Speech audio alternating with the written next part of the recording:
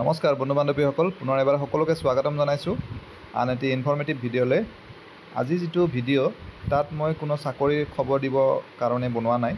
এইটো এটা আঁচনি হয়, প্ৰতিভা উদ্গনিমূলক আঁচনি হয়, যাৰ জৰিয়তে 10জন কেণ্ডিডেটক ফ্ৰী চিভিল ছাৰ্ভিচ কোচিং দিয়া হ'ব নিউ দিল্লীত এই আঁচনিটোৰ জৰিয়তে। গতিকে বাকী ডিটেইলছখিনি মই এতিয়া ক'ব গৈ আছোঁ।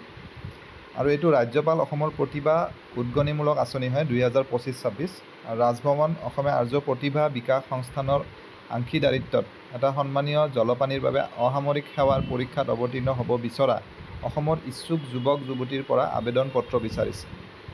আৰু ইয়াৰ যিটো অংশীদাৰী সংস্থা সেইটো আৰ্য প্ৰতিভা বিকাশ সংস্থান হয়। আৰু 10জন কেণ্ডিডেটক দিল্লীত ফ্ৰী কোচিং দিব চিভিল ছাৰ্ভিচৰ বাবে, UPSC চিভিল ছাৰ্ভিচৰ বাবে। আৰু যিটো চিলেকশ্যন প্ৰচিডিঅ'ৰ হ'ব তাত ৰিটেন টেষ্ট হ'ব, এটা টেলেণ্ট চাৰ্চ এক্সামিনেশ্যন, তাৰপিছত গ্ৰুপ কাউন্সেলিং আৰু পাৰ্চনেল ইণ্টাৰভিউ। আৰু এই পৰীক্ষা যিটো চেণ্টাৰ সেইটো ৰিটেন টেষ্টৰ চেণ্টাৰটো গুৱাহাটী, তেজপুৰ, যোৰহাট, শিলচৰ, ডিব্ৰুগড়, কোকৰাঝাৰ, ডিফু, বাক্সা আৰু হাফলঙত হ'ব। আৰু যিটো গ্ৰুপ কাউন্সেলিং আৰু ব্যক্তিগত সাক্ষাৎকাৰ অৰ্থাৎ পাৰ্চনেল ইণ্টাৰভিউটো কেৱল গুৱাহাটীত অনুষ্ঠিত কৰা হ'ব। আৰু ইয়াত ডেট কেইটা দিছে, ইম্পৰ্টেণ্ট ডেট।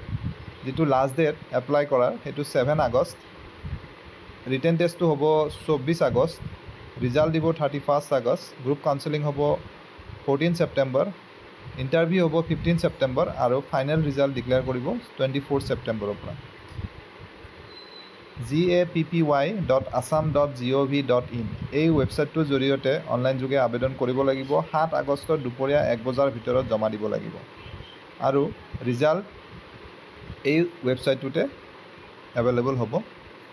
আৰু বাকী কথাখিনি এডভাৰটাইজমেণ্টতো দিয়া আছে, আপোনালোকে এবাৰ পঢ়ি ল'ব। মই ইংৰাজী আৰু অসমীয়া দুয়োটা এডভাৰটাইজমেণ্টে মোৰ ডেছক্ৰিপশ্যনত দি দিম, তাৰ পৰা আপোনালোকে ডাউনলোড কৰি লৈ ডিটেইলছখিনি পঢ়ি চাব। আৰু যদি কিবা কনফিউজন আছে, সুধিবলগীয়া কিবা কথা থাকে, তেনেহ'লে কমেণ্ট বক্সত কমেণ্ট কৰিব পাৰিব। গতিকে আশা কৰিছোঁ ভিডিঅ'টিৰ জৰিয়তে এজন হ'লেও কেণ্ডিডেট উপকৃত হ'ব। পুনৰ এটা নতুন ভিডিঅ'ত লগ পাম। ধন্যবাদ।